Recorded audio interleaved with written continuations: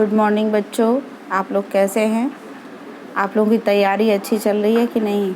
बहुत कम समय बचा है अब आपके पास।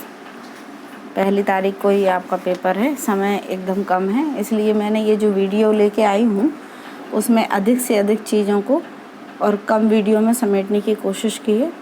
तो जितना आप पढ़ लेंगे आपके लिए उतना ही ये लाभदायक होगा। इसमें देखिए बहुविकल्पी प्रश्न। पहले प्रश्न पे चलते हैं। परिपत्र में निम्न में से क्या नहीं होता? मैं ये पढ़ा चुकी हूँ आपको। प्रश्नांकन, विषय, अधिकारी का पदनाम या संबोधन। तो आप जानते हैं कि संबोधन नहीं होता, ठीक है। अब मैं सीधे सीधे, वीडियो लंबा ना हो तो मैं सीधे सीधे उत्तर बोलूँगी। इसलिए नियम, आदेश, अधिकार और नियुक्ति संबंधी गजट में प्रकाशित सूचना है। मतलब नियम, आदेश, अधिकार में कौन, गजट में क्या चीज़, किस चीज़ में ये प्रकाशित होता है? तो ये कार्यालय आदेश के अंतर्गत आता है, ठीक है।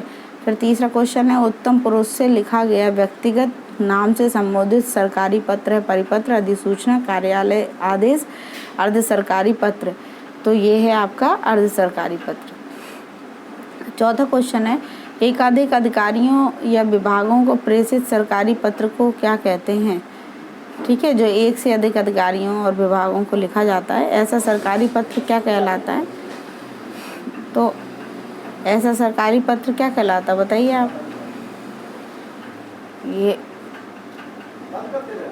ये आपका होगा परिपत्र, ठीक है। पांचवा देखिए, कार्यालय आदेश में सबसे ऊपर क्या होता है? तो बच्चों, कार्यालय आदेश में सबसे पहले ऊपर जो होता है वो कार्यालय का नाम लिखा जाएगा।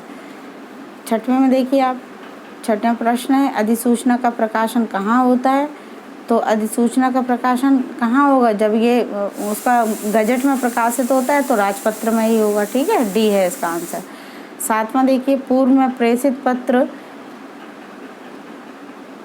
का स्मरण दिलाने के लिए भेजा गया पत्र क्या कहलाता है? तो इस पत्र को हम कहते हैं अनुस्मारक। स्मरण और स्मारक याद रखिएगा। फिर है, कार्यालय पत्रों की भाषा कैसी होती है? तो मतलब कार्यालय पत्रों की भाषा औपचारिक होती है। 9th में देखिए आप, पत्र जिस व्यक्ति को लिखा जाता है उसे क्या कहते हैं? तो जाहिर सी बात है, जिस व्यक्ति को पत्र लिखा जाएगा वो प्रेषित कहलाएगा, ठीक है। परिपत्र किस श्रेणी में आता है?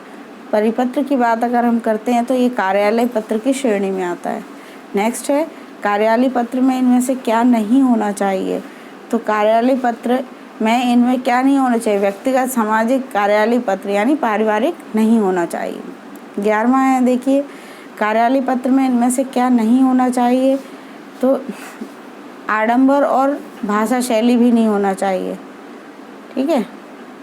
और 10वां क्वेश्चन ये था कि परिपत्र किस श्रेणी में आता है? तो परिपत्र जो है आपका कार्यालय पत्र की श्रेणी में, तो मैं बता चुकी हूँ, ठीक है। 12वां प्रश्न है, शासकीय पत्र के संदर्भ में कौन सा कथन गलत है? तो शासकीय पत्र के संदर्भ में देखिए, पत्र के सबसे ऊपर पत्र संख्या लिखते हैं, सही है ये। फिर पत्र के बाईं ओर सेवा में लिखा जाता है, ये भी सही है। संबोधन और महोदय आता है बाईं ओर, ये भी सही है। यानी कि इसका प्रश्न का उत्तर बी, पत्र संख्या के ऊपर तारीख लिखी जाती, ये नहीं आएगा, ठीक है। अब देखिए अगले प्रश्न की ओर हम लोग बढ़ते हैं। 13वां प्रश्न है आपके समक्ष, यदि कोई पत्र सभी संबंध कार्यालयों को प्रेषित किया जाए तो उसे क्या कहते हैं? तो उसे क्या कहते हैं बच्चों? उसे परिपत्र कहते हैं। किसी अधिकारी को पत्र लिखना हो तो संबोधन जो किया जाता है उसके लिए क्या होता है? माननीय होता है। फिर देखिए, सामान्य कार्यालय पत्र में इनमें से किस घटक का उल्लेख नहीं किया जाता? तो सामान्य कार्यालय पत्र में संदर्भ का उल्लेख नहीं होता है। फिर अधिसूचना का प्रयोग किस क्षेत्र में नहीं किया जाता? तो अधिसूचना का प्रयोग कर्तव्य के क्षेत्र में नहीं होता। फिर है, अधिसूचना के संबंध में कौन सा कथन सही नहीं है? तो बच्चों, इनमें सरकारी आदेश नियमों की घोषणा होती है, ये भी सही है। इसका संबंध सामान्य जनता संबंधित व्यक्तियों से होता है, ये भी सही है। इसे राजपत्र और समाचार पत्रों में प्रकाशित किया जाता है, ये भी सही है। प्रथम पुरुष शैली में लिखा जाता है, ये गलत है। मैंने आपको हमेशा बताया कि अन्य पुरुष शैली में आता है। यदि सरकारी को कोई एक सरकारी पत्र भेजा गया हो तो उसे क्या कहते हैं? यदि सभी सरकारों को जो एक पत्र भेजा गया तो उसे क्या कहेंगे? हम उसे हम परिपत्र कहेंगे। हम आपको इस प्रश्न का उत्तर बार बार बता चुके हैं। इनमें से कौन सा पत्र कार्यालय पत्र में शामिल नहीं होता है? तो आप देखिए कि कार्यालय आदेश कार्यालय पत्र में शामिल नहीं होता है। कार्यालय आदेश थोड़ी ना वो है, बाकी ये तीनों पत्रों के स्वरूप है। ठीक है, आगे आइए। बहुविकल्पी प्रश्न, आपके दूसरा प्रश्न वाली से, इस भारत की राजभाषा क्या है बच्चों? हिंदी। ये तो सब कोई जानता है। हिंदी में प्रारूपण को किस नाम से जाना जाता है? प्रारूपण और पल्लवन हम आपको समय रहते, चूँकि अभी परीक्षा नज़दीक है इसलिए इसको सीधा बता दिया, तो थोड़ा थोड़ा समझा देते हैं। प्रारूपण होता है बेटा किसी चीज़ का प्रारूप बनाना, ठीक है, उसका मसौदा तैयार करना। तो इसको आलेखन, मसौदा, प्रारूप किस नाम से जाना जाता है? तो मसौदा तैयार करना तो मसौदा के नाम से आलेखन, और प्रारूप तैयार करते आलेखन का मतलब क्या होता है? पहले से हम ड्रॉ कर लेते कोई चीज़ें, तो इसलिए उपर्युक्त सभी आएगा इसका उत्तर। तीसरा देखो, निम्नलिखित में से सत्य क्या है? प्रारूप लेखन में विचार कम शब्दों में व्यक्त किए जाते हैं, बिल्कुल सही है। प्रारूप लेखन में विचार व्यापक शब्दों में, तो गलत है। प्रारूपण की भाषा कठिन होती है, ये भी गलत है। इनमें से कोई नहीं, ये भी गलत है, यानी इसका उत्तर ए सही है। फिर है पल्लवन प्रक्रिया को अन्य किस नाम से जाना जाता है? तो हम सब जानते हैं कि पल्लवन प्रक्रिया को विशदीकरण और भाव विस्तार दोनों के नाम से जाना जाता है। पल्लवन क्या होता है बच्चों जानते हो? कि जैसे कोई दोहा लिखा है या छोटी बात लिखी है जो बहुत गुम्फित है, सार गर्भित है, और उसको हमें व्याख्या के द्वारा बड़ा करना है, उसको हम पल्लवन कहते हैं। ठीक है, और संक्षेपण क्या होता है? इसका ठीक उलट संक्षेपण होता है, बड़ी बात को छोटे रूप में लिखना और बिल्कुल सटीक लिखना, वो भी कार्यालयी भाषा में लिखना, मतलब ठीक है, मानक भाषा में लिखना। ये उसका उलट मैंने विलोम बता दिया आपको। अब है पल्लवन प्रक्रिया को किस अन्य नाम से जाना जाता है? तो पल्लवन प्रक्रिया को हम किस नाम से जानते हैं? ये विशदीकरण और भाव विस्तार से रिपीट हो गया ये प्रश्न। किसी गंभीर संक्षिप्त भाव या विचार की स्पष्टता हेतु किया जाने वाला जो विस्तृत विस्तारीकरण है वो क्या कहलाता है? वो कहलाता है पल्लवन। ठीक है, संक्षिप्त भाव का विस्तारीकरण, जहाँ विस्तारीकरण शब्द आएगा वहाँ पल्लवन आएगा, जहाँ संक्षिप्त शब्द आएगा वहाँ पे संक्षेपण आएगा। देखिए संक्षेपण को अंग्रेजी में क्या कहते हैं हम? तो संक्षेपण को अंग्रेजी में हम कहते हैं प्रेसी राइटिंग और प्रिसाइज, दोनों ही कहते हैं। सी इसका वो सही है। फिर है प्रतिवेदन का प्रकार नहीं है, तो प्रतिवेदन का प्रकार क्या नहीं है? व्यक्तिगत प्रतिवेदन, संगठनात्मक, विवरणात्मक, तीनों है, केवल नकारात्मक प्रतिवेदन नहीं है। फिर वस्तुतः किसी सूत्रबद्ध अथवा गुम्फित विचार या भाव के संविकासन को विस्तार पूर्वक कहने का, ये किसका कथन है? तो ये कथन है डॉक्टर मुंशीराम शर्मा का। संक्षेपण प्रक्रिया की पद्धति कैसी है? संक्षेपण प्रक्रिया की जो पद्धति है वो है आपकी वाचन भी है, क्योंकि उसको पढ़ा भी जाता है, सुसंबद्धता भी है, एक दूसरे से जुड़े रहते हैं शब्द, और आकार निर्धारण। जुड़े रहने का शब्द का एक अर्थ दूसरे से निकलता है, यदि लाइनों में से कोई भी शब्द हटा दिया जाए तो उस लाइन का पूरा अर्थ नहीं निकलेगा, इसको जुड़ा हुआ कहते हैं। किस प्रकार के टिप्पण में टीप शब्द का प्रयोग होता है? तो जो आपका है लघु टिप्पण, सामान्य टिप्पण, नेमी टिप्पण और समग्र टिप्पण, यानी कि लघु टिप्पण इसका उत्तर होगा। टिप्पण यानी टिप्पणी करना किसी चीज़ की। ठीक है, संक्षेपण और मैंने पल्लवन और थोड़ा सा टिप्पण यानी आपको हिंट कर दे रही हूँ ताकि आपकी समझ में आ जाए। ये बेटा ये इसकी जो है ठीक से वो नहीं आई ये फ़ोटो, कोई बात नहीं, मैं उसको आपको पढ़ के सुना देती हूँ। गणना जो संयंत्र है, जो ऐसा संयंत्र जिससे गणना की जाती है, उसका आविष्कार किस देश में हुआ? ठीक है, तो इसका आविष्कार आपका, आप जानते हो चाइना इन सब चीज़ों में सबसे पहले रहती है, तो इसका आविष्कार चीन में हुआ है जिससे गणना की जाती है मशीन पे। फिर देखिए दूसरा, कंप्यूटर और ट्रांजिस्टर के स्थान पर इंटीग्रेटेड सर्किट का प्रयोग किस पीढ़ी में किया जाता है? तो कंप्यूटर में ट्रांजिस्टर के स्थान पर इंटीग्रेटेड सर्किट, इसका जो प्रयोग किया जाता है वो किया जाता है आपका तृतीय पीढ़ी में। आप कंप्यूटर पढ़ लीजिएगा, कंप्यूटर की सारी पीढ़ियाँ पढ़ लीजिएगा। ठीक है, कौन कौन सी पीढ़ी है, अगर कुछ नहीं है ना तो गूगल पे सर्च करके पढ़ लेना। आपको तैयारी करना बेटा, आप लोग तैयारी करिए, नहीं तो फिर कैसे काम चलेगा बताइए। फिर देखिए आप कंप्यूटर के विकास की प्रथम पीढ़ी का जो कंप्यूटर, उसे हम क्या कहते हैं, किस नाम से जानते हैं? तो उसे हम इनलैक के नाम से जानते हैं, ए विकल्प। फिर चौथा देखिए, प्रथम कंप्यूटर के जो निर्माता है वो कौन है, वो सबको ही पता है, चार्ल्स बेबेज।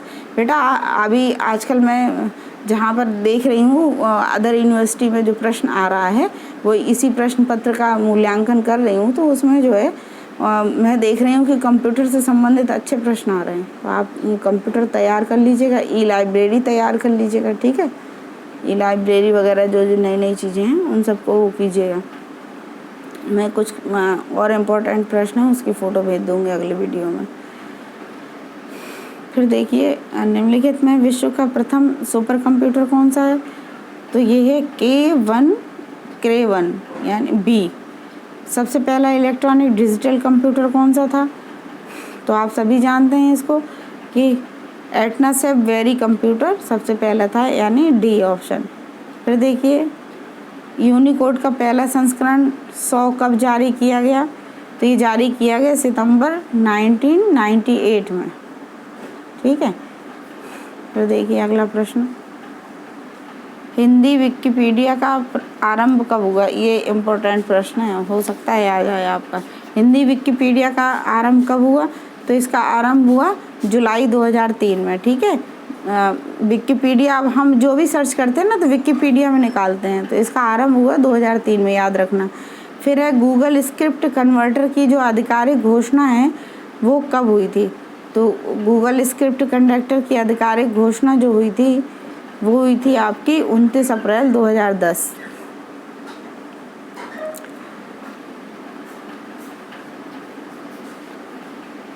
फिर देखिए, पीसी डॉस के हिंदी संस्करण का विमोचन कब किया गया, तो पीसी डॉस जो है इसके हिंदी संस्करण का जो विमोचन हुआ है वो हुआ है 14 सितंबर 1996 को। अगला देखिए, थोड़ा सा स्पष्ट है,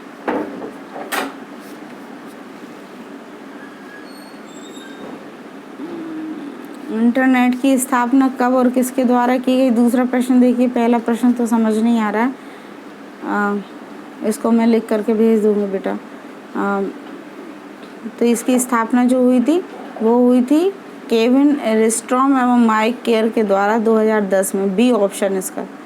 फिर तीसरा देखिए, शिक्षा के सोशल मीडिया का महत्व क्या है।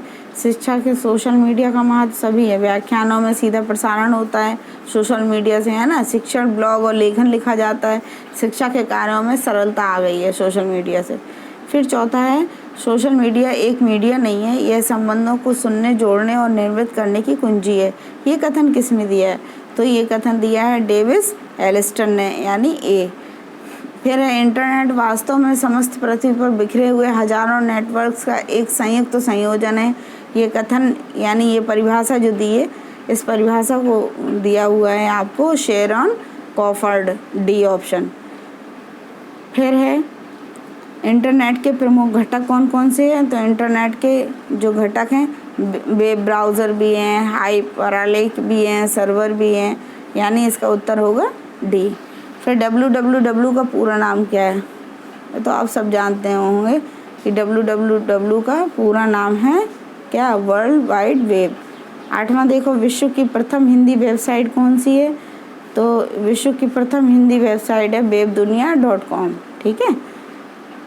किस वेब पोर्टल पर कई गज़लकारों की गज़लें और लघु कथाएँ पढ़ी हैं, तो आप देखिएगा इसमें ऑप्शन नंबर ए 10 देखिए, NCERT द्वारा प्रकाशित पुस्तकें किस साइट से प्राप्त होती हैं, तो इसकी पूरी वेबसाइट है NCERT.nic.in।